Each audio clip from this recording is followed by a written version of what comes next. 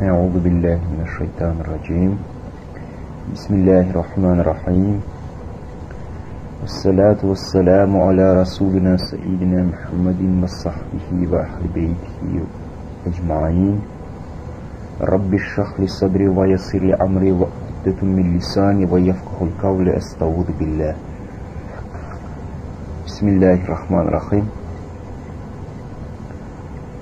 İnşallah Teala bu Müslüman ayal gıydlarının örtülmeyi var da dersimiz. Esasen Kur'an-ı Kerim'de örtülmeyi değişti ayetler.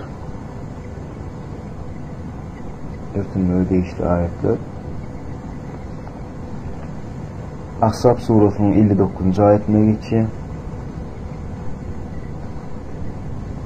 Nur surasının 37. ayetine geçiyor. Şöyle yerde açık nas bilen, açık hüküm bilen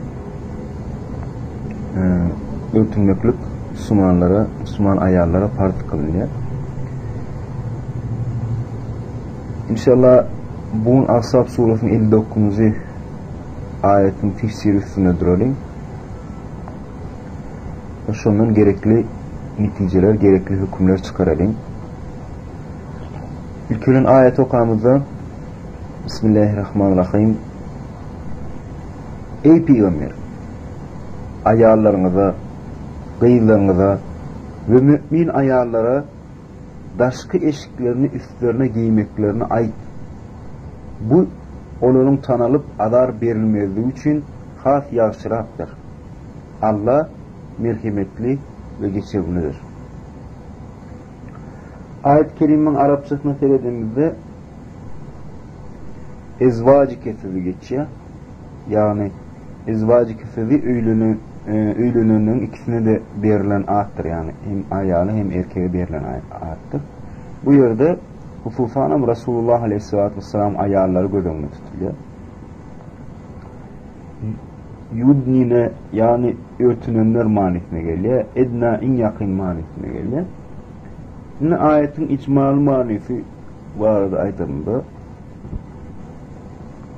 İcmal manisi vardı aydınında. Müslümanlar. Yine Allah Subhanahu ve Teala Kur'an-ı Kerim'de bir neyse ayetler inleriye maskala vardı. Aslında örtünmek ayetin İslam maskala hukukunun sütunlarının biridir. Yani örtünmeğin İslam maskalası vardı. İslam maskalasındaki edebi İslam'da ayalın öz ağır namusunu korumağını değiştirilir. Yani berde Müslüman ayarlara örtünmek buyuruluyor. Örtünmenin asıl maksadı fasıklardan kalbinde kesel olun, kalbinde merez olun, insanlara irvet gözüyle seyrediyen insanlardan korumu. Yani Allah Teala Peygamber Aleyhisselatü Vesselam'a şu ayetlerin diye. Ey Peygamber, Allah Teala'nın buyruğunu mümin kullarına ait ve ilk bilen bu Allah'ın emirlerini özün edip başla. İlk bilen müminlerin eneleri olan senin ayarların, senin takva gıylarına İslam'ın getiren örtünme şekillerin örtünmeyeni ait. Yani ilk bilen senin ayarların ve gıyların örtüsünler. Ben bütün mümin ayarlara ağır namus korumakta ve örtünmekte misal olsunlar diye bayılıyor. Ve hiçbir fasık ve kalbine kesel olan adamım olur görmesin demektir. Yine bir yerde almalı dersten biri, yani icmal manilen biri, örtünmeyen bütün ayarlara ait oluru şeyler giysinler, bütün olurun bezekleri, güzellikleri, ayağının güzellikleri yaşırılsın. Bu eşikler bilen bütün adamların dillerinden, gözlerinden taşlasınlar. Şeydi ben özlerini korasınlar. bu eşik bilen beyleki ayarlardan, ahlaksız ayarlardan saylansınlar. Ve niyeti bozuk ervet adamlardan korunsunlar ve ervet ayarlardan daşlaşsınlar. Hiç kim olur vardı ervet fikirde bulmaz. Yani hicabın örtünmenin buyurmanın maksadından biri değil mi? Özünüzü korumak, saylanmak, beylik ayarlardan saylanmak, o ervet ayarlardan saylanmak, adamların ervet karayışlarından saylanmak olupdur. Yani mümin ayarların örtünmeyi, Allah Teala'nın buyurun örtünmeyi, yapınmağı, onların ağır ramısından korumanı en ulu sebeptir. Sebep inni olurdan kalbi bozuk adamlar hiç zat umid edibilenakta. Ve Allah Teala şu sebep bilen öz emirlerini, öz buyruklarını berca ediyana mağfiret eder. Ol bütün kullarına merhamet ediyorcudur. Şol emirlerine uysan, Allah Teala'nın emirlerine uysan, dünyada salamata, ahirette olsa saadete vesile bolcaklığı neticesi bu ayetlerden çıkıyor. Yine ayetin tefsirindeki tesinliklere üns verelim. Tesinliklere üns verelim. Birinci zat ilkinin Allah Subhanahu ve Teala bir zat buyruğunu, yani şu örtünme ayetin buyruğunu ilkinin Peygamber Aleyhisselatü Vesselam ayar ve gayıplarına buyuruyor. Yani olur beyleki Müslüman maşgalalara misal olmalı. Bu hemişe de şeyledir. Yani davet ediyen insan ilkinin özü misal olmalı. Eğer de siz adamlara davet edecek olsanız, İslam'ı ya da İslam'ın bir hükmünü davet edecek olsanız, elbette onu ilkinin öz maşgalanızdan başlamalısınız. Peygamber Aleyhisselatü Vesselam'ın daveti esasen amala dayanyan eken. Küp giplemeyene değil, megerim öz maşgalasına ya da öz ahlakına Allah Subhanahu ve Teala'nın emirlerini berca etmeye dayanyan eken. Şimdi ikinci beyde bellemeliler. Bu taydaki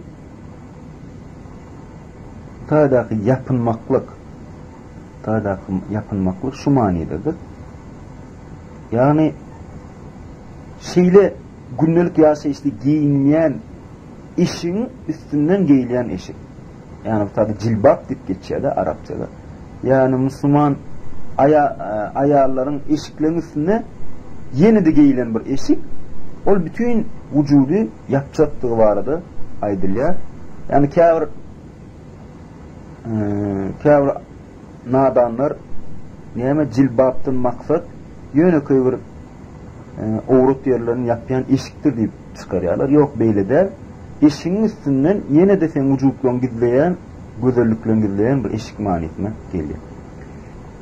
Üçüncüsü kâvr adamlar aydiya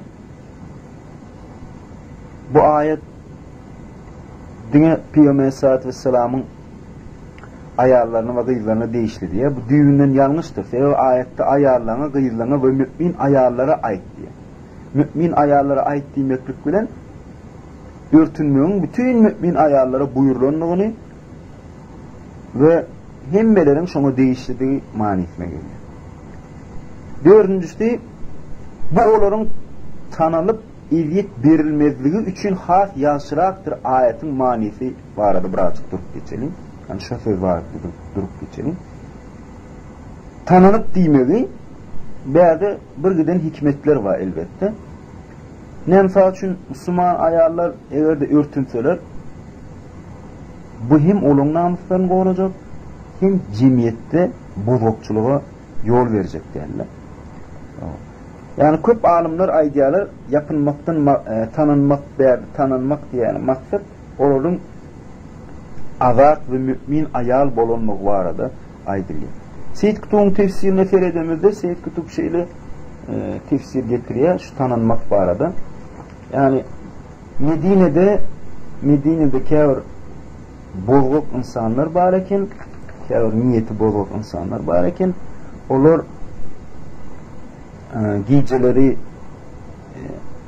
giyceleri meydana çıkan ayarlara karışyan ekenler ve şu ayarlar giyce meydana çıkanına ayarlara giyce şu Medine'nin koşularını topulup şurada ahlaksız hareketler ediyor ekenler.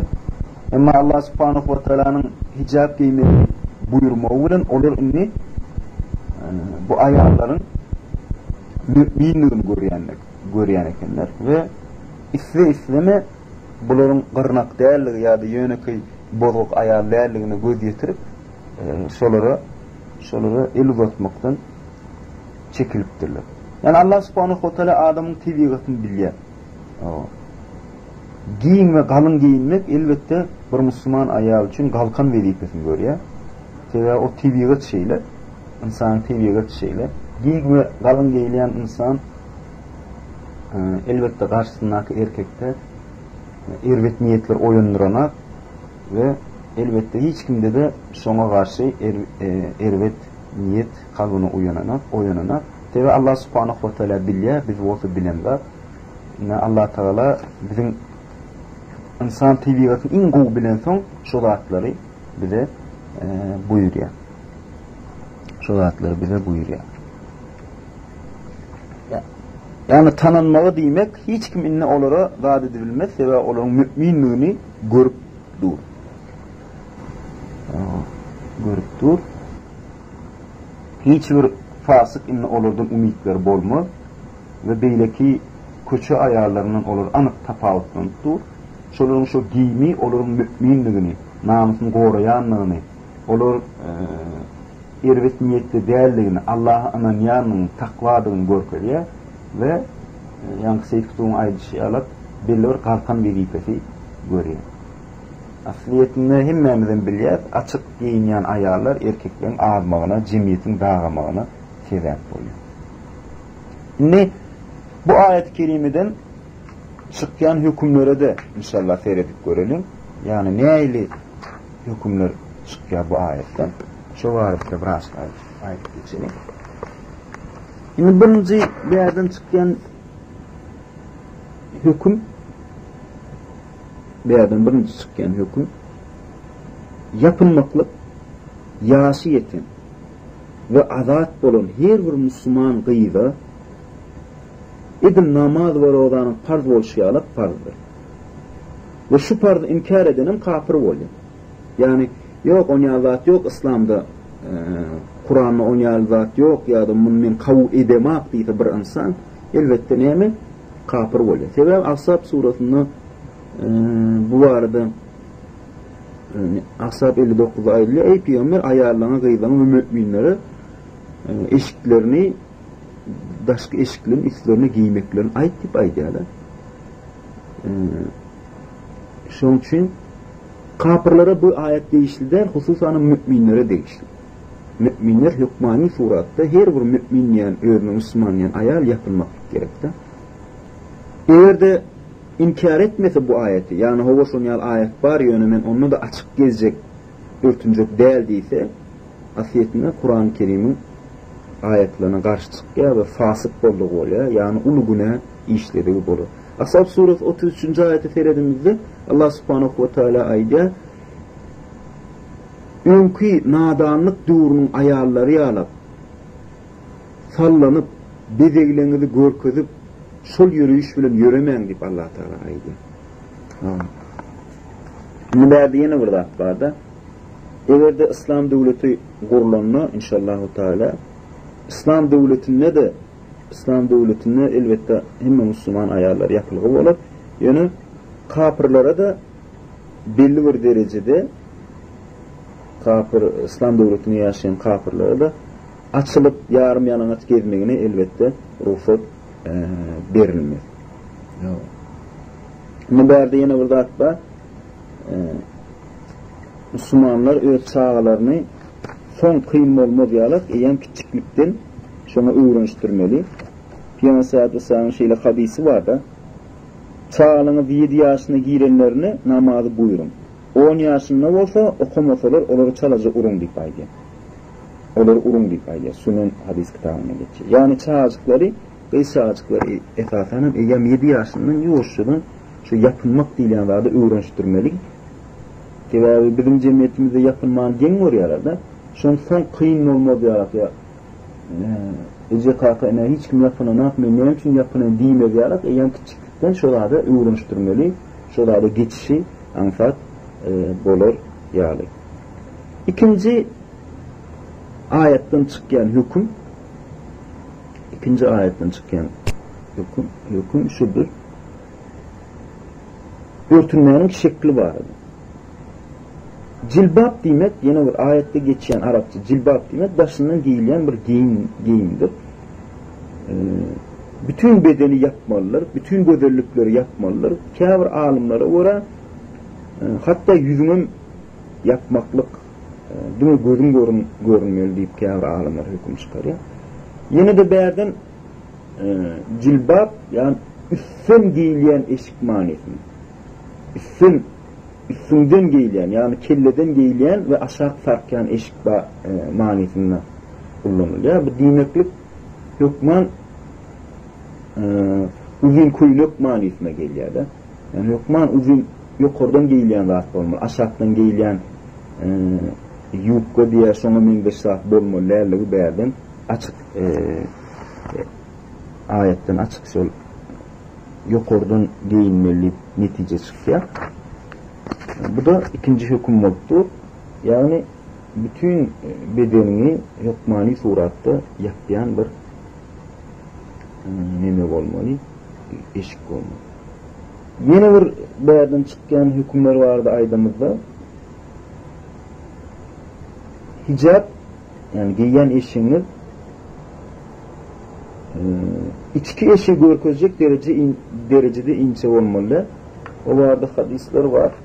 Mesela Ebu Bekir'in deydi Esma, Resulullah Aleyhisselatü Vesselam'ın yanına ince eşik giyip gelinle Resulullah Aleyhisselatü Vesselam onun yüzü vurup gitti deyip aydırlarda. Hadis-i şerifte. Ebu Davud'da geçen sahih hadiste. Yine bir hadis var. Peygamber Aleyhisselatü Vesselam buyurdu. 2 topar adam vardır. Onlar cennete hiç girmediler. Birincisi sığırın kuyruğuna mengeyen tayaklar bilen halkı uğrayanlar. İkincisi olsa bedenlerinin şeklini doğru belli ediyen eşik giyenlerdir. Onlar bu eşikleri erkeklerin ünsünü çekmiyor için giyip yüreğenlerine yürüyüşlerini uyut ederler. Bunların saçları dünyanın hürücü yalaktırlar. Onlar cennetin iyisinden almadılar deyip aydırlar. Bu hadis vardı, ömüm birazcık aydırttık. Yani yapınyanlayıp Müslüman şekilde giyinyanlayıp onu yine uyut götmeliler, ince giyinmeliler, elbette ol. Hem yapınmanın asıl maksadı vücudun yapmaklık da asıl maksadı vücudun yapmaklık. Yani yukarıdan hicab takıp aşağıdan ince ya da birin görkü diyen dar nimeler giymeklik ol düğünden Allah subhanahu ve teala'nın asıl değerli maksad edilmeyen bu ayetin maksad edilmeyen maksadının tez hareket oluyordu. Şeydirim hicab şerti beca edilmediği oluyor affetmiyor.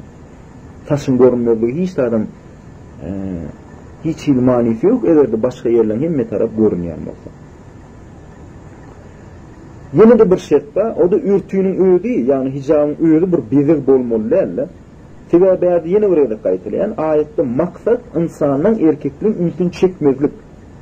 Şeyle giyinmeklik insanın üstünü çekmezlik. Eğer desin giyen hicabınız renkli olsa ya da giyen eşiniz şeyle gözü düşüp öğüne çekucu olsa onu o da dürtler. Teva olayan hicab olmazlar. Teva himmek için ünsünü çekker öğüne. O ne el hicab olsun? Evde himmelerin ünsünü öğüne çeksin. Hicab elbette değerde yine oraya kayıtlı. Yani dar olmalı. Giyim şeklinde hükmani suratı giyim olmalı. Ve hicab takımda elbette ne mi? İyisi zatlı bolup insanların ünsünü çekmelilerle Misal üçün o vardı hadisler var, şu iyis sepilmek vardı. Yani şu doğruda olur cizdarantlar, atırlar, şonu mengeç sanatlar. Ne misal üçün Resulullah Aleyhisselatü Vesselam şey diye bir hadis-i şeriflerine harama bakın göz zina ettiği olur. Gözün iyis sepinip erkeklerin arasına çıkan ayal hem şonun yalaktır deyip aydı. Yani o da zina eden yalak derecede bolur deyip aydılar. Başka bir hadiste bir ayal gözül iyisler sepinip erkeklerin arasında geçti ve erkekler ol iyisi alıp şol ayala seyretseler ol ayalın zina ettiği bolur deyip aydılar. Şimdi Ebu Hureyre'den şeyle rivayet var. Gözül atır sepinip bir ayal mescide gidip barıyaka Ebu Hureyre onu ey planinin enefi nirak baryan diyenine mescide deyip aydılar. Kendim atır sepinnim deyip soradı. Ayalam hova deyip ayttı. Sonra Ebu Hureyre ayttı. Bar üyüne gayt ve iyisi gidiyençe yuğun tevamin Resulullah Aleyhisselatü Vesselam'dan eşittim. Allah Teala sepinin atırını daş doğruğunu duydurup iyisini yetirip baryan bir ayalın namazı yuğunup şol iyisi ayrılayança kavul olunmaz deyip ayette deyip aydılar da. Yani hükmani suratta şunu yuğmalıktım. Yine de ayetmalı arttımının biri o da erkeğin eşiğini ayarlara giymek düğünden bolana erkekleri de ayarların eşiğini giymek olana. O arada Resulullah Aleyhisselatü Vesselam bir hadisler var. Resulullah Aleyhisselatü Vesselam Ebu Hureyre'den rivayet. Resulullah Aleyhisselam ayal eşiğini giyen erkeğe, erkek eşiğini giyen ayalı lağnatlaktır deyip aydılar. Başka bir hadiste Allah Teala özlerinin ayarları mengleyen erkekleri mengleyen ayarları lağnat ediptir deyip aydılar. Yani Müslümanlar demek bir Müslüman ayarlarını kâr yerde görüyoruz. Spartini eşik giymeklik ya da erkek balak giymeklik içinden olsa hem düğünden dürsel şuna vatı ün görmeli veya bu insanın tibiyetini, fıtratını bozayan zatların biri. Şimdi bu ayetten almalı anık derslerimiz var. Kâr derslerimiz var. Şolar vardı aydanı. Tekrarlayalım yani bu ayetten çıkan neticeleri. Birincisi örtülmek hem Müslümanlara par. Yönü Resulullah Aleyhisselatü Vesselam ayar gıyırları hem bağlattı Müslüman ayarlara mutal olup durmalı.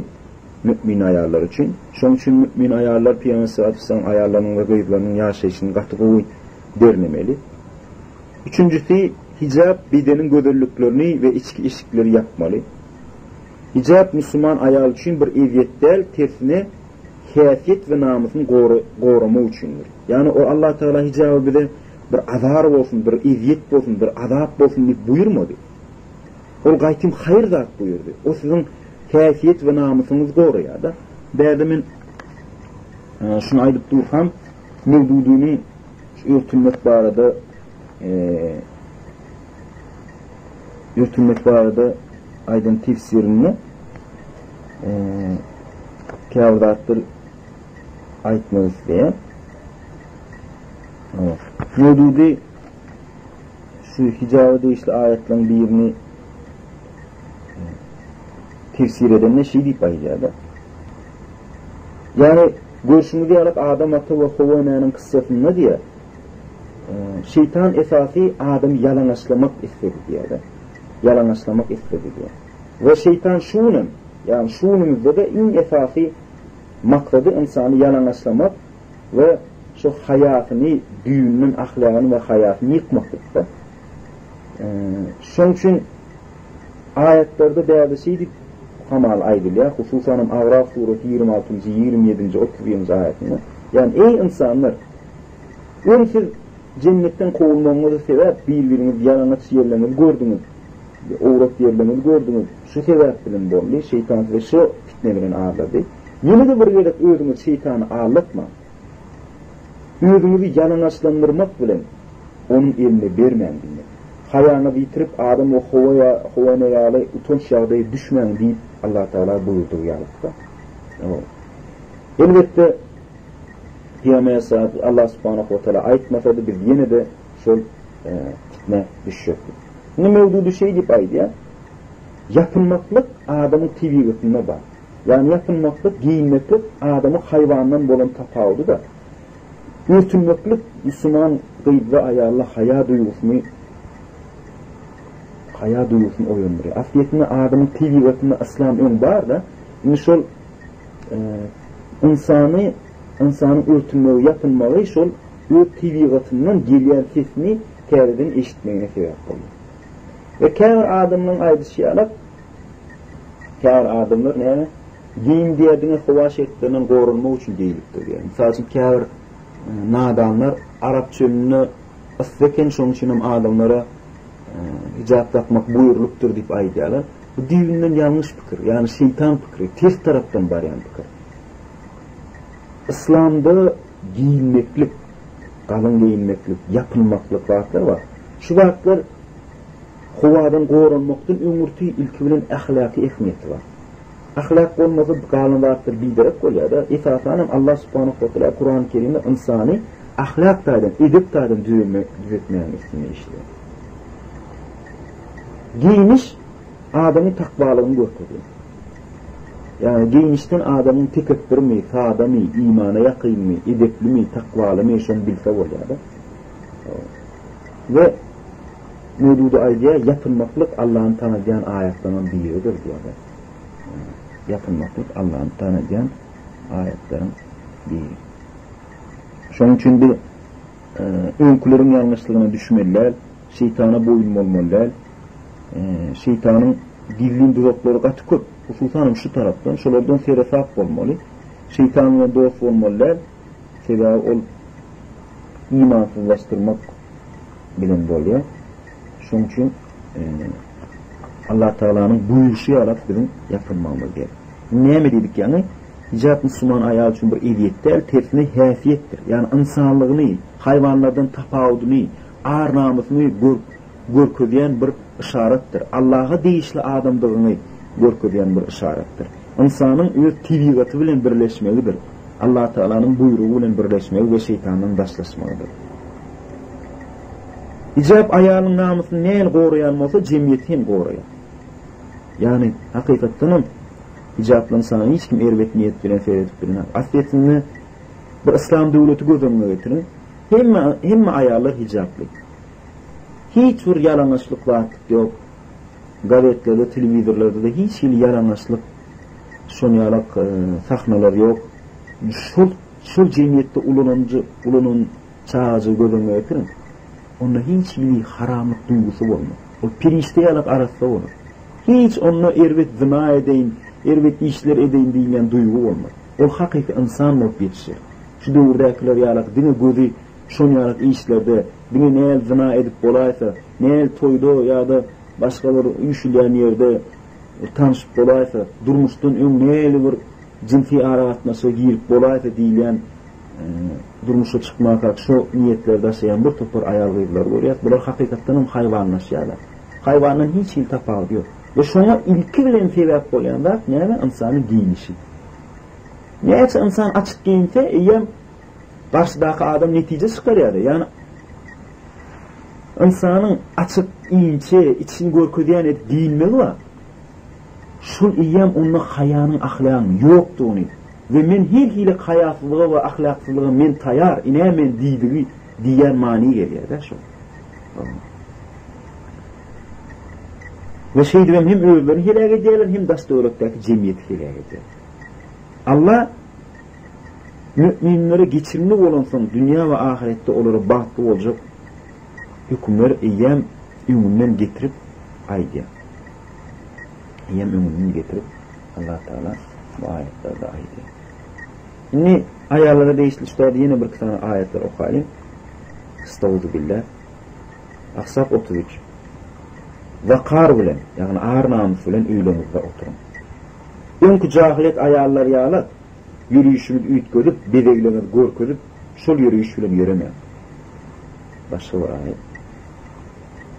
Ve onun ayarlarının bir daha soranızda perdenin arkasından sorun. Bu sizin kalplarınız hem de onların kalpları için has temizdir. Başka bir ayet. Ey Peygamber ayarlarına gayıblana ve mümin ayarları başka eşikten üstünden giymenin sözlü. Bu onların tanınıp eza edilmediği için has yaşırattır. Allah bağışlayıcı geçirimlidir dikkatle. Nisa suresinin 31. ayeti. Mümin ayarlara ait gözlerini harama seyretmekten saklasınlar, namuslarını korusınlar. Bedeylerini açmasınlar. Bunların görünmeyen bölüklerinin başında. Yağlıklarını yakaların üstüne yapacak şekilde koysunlar deyip aydınlar. Baş tarafı Nisa suresinin 31. ayetin baş tarafı şunu yağlar. Bu ayetlerden çıkan netice Allah subhanahu wa ta'ala'nın ayarların ahlakı, giyinişine değişli ayetlerde esas maksadı ayarların kalbına, erkek ve ayarların kalbına giydiyen şüphe ve vasvasaları yok etmeklikte. Mesela için Aksab 33'te neyme diye 53'te neyme diye hem sizin kalpleriniz için hem onun kalpleri için pek oğul olur diye. Yani imanı yok ya da imanı pes adamlar için olur ayarları hem işi yaman gözüyle seyrediyorlar da ve olur lizzet almanın uğruna çıkan insanlar da. Şunun için hicab şotada yankı seyit kutuğunum ayrılışıyla kalkan bolup duruyor. Asliyetinde cemiyette bulup geçen bir Allah Teala'nın bir ayetine seyredelimde. Haçanlı insanlar Allah'ın haysam oldu bir ayetini ihlal etseler, yani Çin'den ayaşsalar, çeyrinden ağaçsalar, haçanlı ağaçsalar neyem oluyor? Hükman cemiyette bir bolgokçuluk çıkıyor.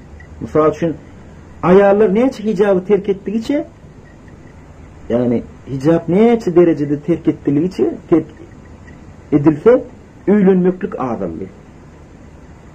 Müslüman insanların arasında ayrışmaklık köpürlüğü, oluşuksuzluk köpürlüğü, zina köpürlüğü. Yani mühim mi buna sebep olan zat değil mi? Müslüman ayarlarının açık giyinmeyen bedirlerini gürkülüp köçe çıkmakları sebep olur. Köçe çıkmakları sebep olur. Araf suresinin 26. ayetini okuyalım. Estağfurullah billah. Ey adamlar! Şeytanın açmak isteyenle uğrat yerlerini yapacak ve bezenip giyecek eşik inledik size. Takva eşiği olsa has hayırlıdır. Bu eşiği iyi vermeklik Allah'ın fazıl ve rahmetine işaret eden ayetlerdendir. Adamlar o fikir edip görsünler diye. Yani eşik demek ol, giyinmeklik eşik demek olur insanın medeniyetini yok veriyor da. Yani şu uğrat yerlerini yapacak Allah Teala'nın buyurun eşiği var. Yani buyurun şeklinde yapılmaklık eşiği var. Şu ne hemen görkü diye ayağının en kımmetlidir. Hayatı, namusu ve takvatıdır. Adam bulmanın büyük derecesine işaret ediyor. Ve değerde ayette aydılığa en esası zat ne diye ayağının takva eşiğidir diye. Yani tabi Allah Teala yine burada diye de bu ayetten çıkan neticelerini şudur. Takva eşiği has hayırlıdır diye. Yani esası şu eşik var. Yapılan eşik. Sizin kalbinizde olmalı. Eğer de siz takva eşiği giyseniz yani Allah subhanahu wa ta'ala giyindiği işlerle giyinseniz ama kalbinizde takva olmasa onu yine de siz ervedi işler, ahlaksız işler edersiniz. Ama şüphe yok. Esası da takva. Başka bir alimim şeyle tefsir ediyor da bu ayeti. Ayal maskala Allah Teala'nın deyişiyle giyinse şu takva eşiği olur ve yüreğine takvasını görküdür diyor. Bu da doğru tefsirden biri. Eğer de ayar açılıp girip başlasa, Müslüman gayri ya da ayarlar tapağı diyor. Açılıp girip başlasa, şu büyük dereceden Allah Teala ayarlara kat büyük derece ver. Yani Arap doğruna ayarlar insanın fail mi yani kendi? Hristiyanlarda şu malum ayarlar pis, günaha sebep olan bir mahluk gözüyle seyrediliyor. Yine ayarların şunyarak giyinmeyi var. Açılıp giyinmeyi şu dereceden piselip erkeklerin oyuncağı bolonluğu manetine geliyor. Yine Müteahhide bu ayetleri ayettik. Müteahhidemin yine de A'raf suresinin 31. 26. 27. ayetleri özünüzün seyredip okumanızı maslahat beren. Yankı tefsir eden Ahzab suresi 59. ayette seyretmenin nasihat beren. Nisa suresinin 31. ayetini seyretmekle. Müteahhide ilk gelen ayet şu olupdur da Hazreti Ayşe'nin rivayeti var.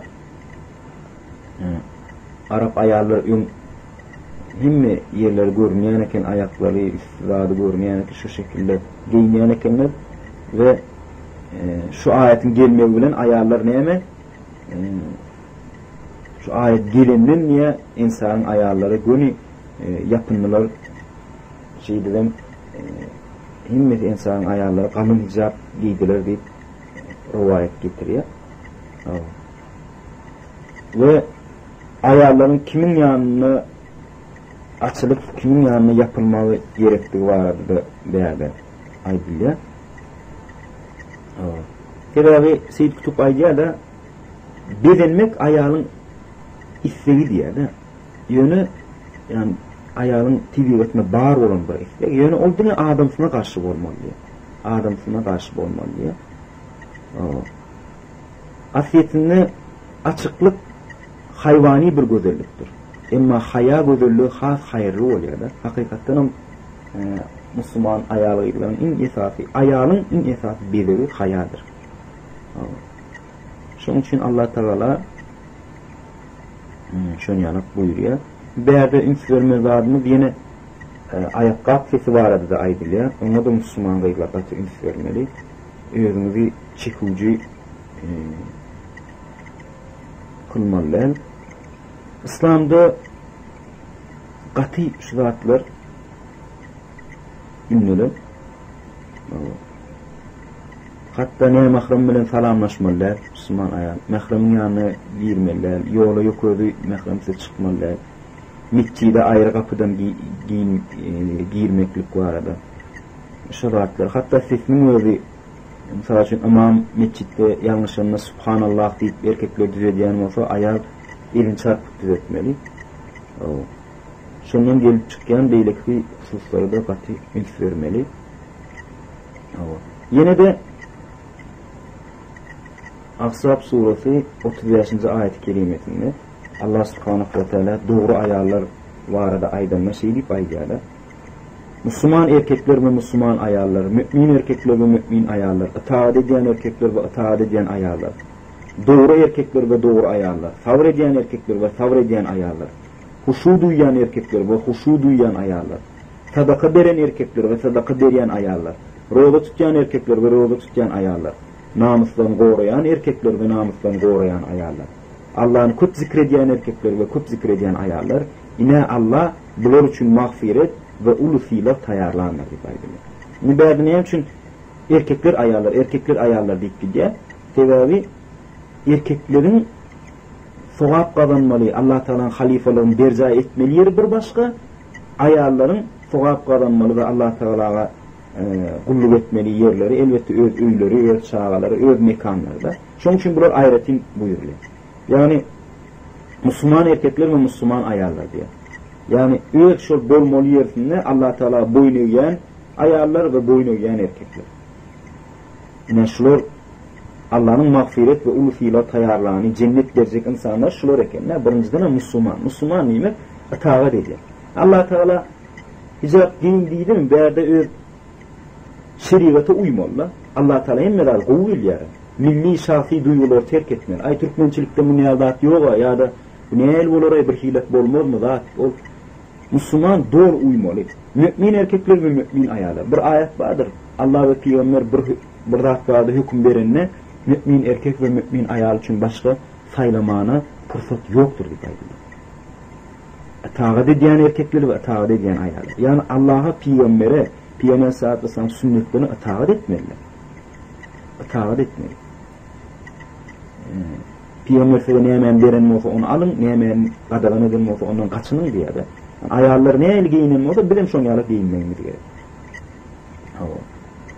Doğru ayarlar ve doğru erkekler. Yalın yönü yeri münafıklığın heyetlerinin arasında koşulanak. Müslüman ayar doğru olmalı. Ediyen amallarına, niyetlerine doğru olmalı. Yalan neticede dinden çıkarıyordu. Yaman neticede dinden çıkarıyor. Sabreden erkekler ve sabreden ayarlar. Sabırsız bu iş olmuyor. İnsanlar bu ne el giyiniptir, bu ne el olluğu da bir giden sözler aydarlar. İcatta kınamaz. Bir giden üstüne de hücumlar ederler. Ama bu yol sabırsız görülmüyor. Sabır imanın yasıdır için aydarlarlar. Pesbel ayarlar, huşu duyan erkekler ve huşu duyan ayarlar. Yani pesbellik Allah Teala'nın büyüklüğünün ikrarı da, yani Allah'ın önünde huşu duymaklıq hakikaten şu Allah'a bunun füyülüğü, işine bağlılığını gösteriyor. Sadaka veren ayarlar ve sadaka veren erkekler. Sadaka asiyetinde merhamet duyguları size uyanır. Dünyaya çokunmalar, israfızat verdi, bezenip, kraskalanıp gezmeklik değil.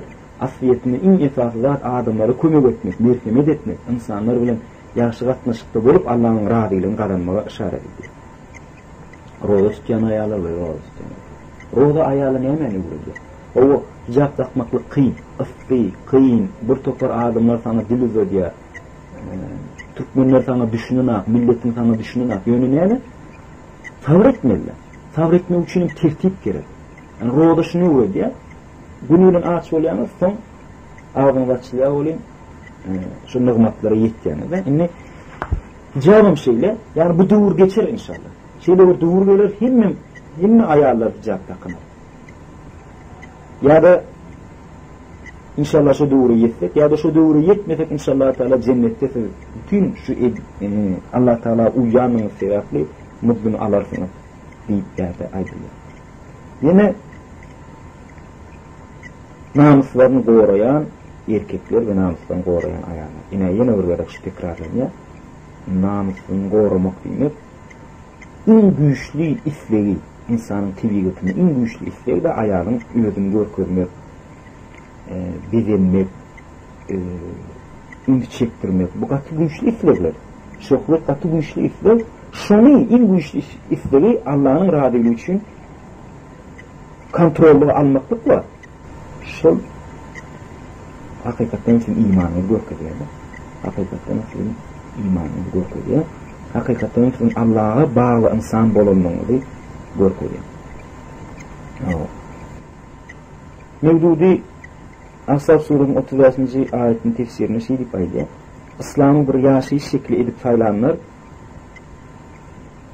İslam'ı bir yaşayış şekli edip sayılanlar diye yürekten israf boyun ölmeli ya da yürekten israf boyun ölmeli deyip tekip birlikten uzak bir pisler var Müslüman olmalı, sadaka vermeli, kaygarmalı, hiç o torunun malım vaat deyip ve zina ve yalanışlıktan korunmalı deyip aydı. En sonunda da zikir deyip aydı. Zikir hem de olmalı, hem işe Allah Teala'ya yahta yaptırmalı. Unutman Allah Teala'nın bunu insanın kalbine Allah'ın zikretmek bilen bahtı oluyor. Şimdi berde en sonunda ben bir Arap yurtlarının Müslüman milletlerin arasında bulup geçen bir Amerikan ayarın sözlerini okumak isteyenler. Yani şuna insanlar nadan olsun, Sufan'ın bizim Türkmenlerimiz düşüncesi, öz dinini unudun, İslam'dan başlasın olsun var. Himmetine mi? Amerika, Avrupa, şunu yarat nemeler, medeniyetler, ünlü yerlerde, şunu bir üyütküş, üsün medeniyet deyip hasar ediyorlar. Şu cahiliyet medeniyetleri. Aslında Amerikan'ın öz yalıcıları İslam yurtlarına barıp Müslümanın ahlakını, Müslümanın derecesini görüp hakikaten gün alıp gidiyen ekenler de gün alıp gidiyen ekenler. Mesela için şeyle titrler yazıyor. Elysian Stanbury diyen bir ayet. Müslüman cemiyet kamil ve salametli bir cemiyettir. Bu cemiyet İslam esaslarına bağlı oluyorlar. Onlar Avrupa ve Amerika'daki cemiyetlerin migdanaklar, hususanım yaşlar. Sebebi Müslümanlarda enata fiiller vardır ve ayağının ağır namusu önde gelyendir. Ve has mühimdat Müslümanların arasında maşgalani ve cemiyeti dargadayan, hilal eden erkek ve ayal katnaşıkları Müslümanlarda qadağanlar dip aydiler. Yani hatta şu Amerikan ayağının boyun alıyor da bizim cemiyetimiz Müslümanlarsa bol bilenak dip aydiler. Sebebi yani Amerika'da, Fransa'da düzülü maşgala yok. Zina etmeyen maşgalaları katı ağır. Bir şoları mı gidelim? Yani bizim uğrumuz 20. asırda bir şoları mı gidelim? Yok, Allah Teala bize Kur'an iyi yarattı, şudur yeterli. Biz Müslüman diğer her bir insan Kur'an'a uymalı. Yine okuyalım. Avrupa ve Amerika'da cemiyetlerde ayarların erkekler bile yaşamalı. Ayarlara verilen asa derecedeki aratlık o maskalalara dargadiya, ahlak ve fazilet sarfıyor. Hatta 20 yaşına yetmedik bir gıyıklar medeniyet deyip, aratlık deyip hem rahat aralı çivilya narkotik terişteler ullanıbilya ve hatta erkeklere satılıp başlaya ve eceti şuna hiç tat değil ya da bulatlar ecetinden bir havar bolup geçiyor. Bir havar bolup geçiyor. Yani Amerika'da bu aşı derecedeki adatlık bir taraftan türmelerin dolmağına sebep oluyor, bir taraftan olsa diğer hanaların dolmağına sebep oluyor, sebep insan tivivatına terk hareket ediyor. İslam dini hakikaten başka milletlere, başka medeniyetlere seyretip görünüyor. Allah Teala'nın bize en ulu nimetıdır. Biz Allah Teala bizim için İslam dinini vereni için, bize İslam hidayetini vereni için Allah Teala'ya gece günü şükür etmemiz gerekiyor. Sebep hiçbir din, hiçbir yürülgü İslam dini ile dengeçtirip olana. Şeyle beyt din, şeyle mübarek din, şeyle araflı din, şeyle insanı Müslüman erkeğe ayağla şeyle sarpa koyan, inata şeyle sarpa koyan, şeyle hürmet koyulayan bir din başka yok da yeryüzünde. Ve hemmedat insanın tebigatına layık. Şu zatlar biz bir cahilde en bahtlı adamlar olur. Hiçbirimiz hiç açan ömrün sonunda yeka kalmaz. Hiçbirimiz değerlere öğrenme kaf etmeye çalışmaz. Hiçbir Müslüman gayr ya da Müslüman ayar on yazat etmez ya da değer hana düşmez. Tedavi Kur'an insanı terbiyeleye, dinleye, şu hakiki yürümeli yol bilen yürümene sebep olur. Şunun için bütün şu aydan dağıttığımız cemlemizde aytmak isteyen lazım şu. Allah Subhanahu ve Teala yapılmanı buyurulmasa Müslüman gayrılar hükmani suratte hemen yapılmalı. Bu Allah Teala'nın ayarları olan farzıdır. Bu kıyın bir ibadettir. Yani her bir kıyınçılıktan sonra yengillik vardır. Şunu sabretmeli. Elbette hayır işin başını başlayan insanlar böyle son uyanlardan haf köp sevap alacaktırlar. Yani siz şunu yapınyanlar az yani siz başta başlayanlar bolansan sizin sevabınız katı köp olacaktır. Onun için inşallah Allah Teala'nın emrini berca etmeklik katı ulu sevaptır. Müslüman ahlakını, insan derecelerini şu hapalığın içinde, şu şirkliğin içinde de koruyacak. Onu korumak için dini Allah Teala'nın diyen dağıtlarına doğru uymaklılık, harpına uymaklılık, sevme uymaklılık gerek. İnşallah şu sayede Allah Subhanahu ve Teala bize kıyamet gününe şefaat eder, günahlarımızı bağışlar, yanlışlıklarımızı yaşarar ve inşallah Teala cennette Hazreti Ayşe'ler, Hazreti Fatımalar bilen, Hazreti Hatice'ler bilen bir hatarda bulmanı hemmemize İfiveyler ve ahiru davana elhamdülillahi rabbil alemin la ilahe illa ente subhaneke inni kuntum minel zalimin Allahumma afirli vel validi vel cemil yevmi yükümüsab Allahumma inserna mücahidine fi kulli mekan la ilahe illallah vahdahu la şerike leh lehul mulku ve lehul hamdu ve huve ala kulli şeyin kadir rahmetka erhamar rahim.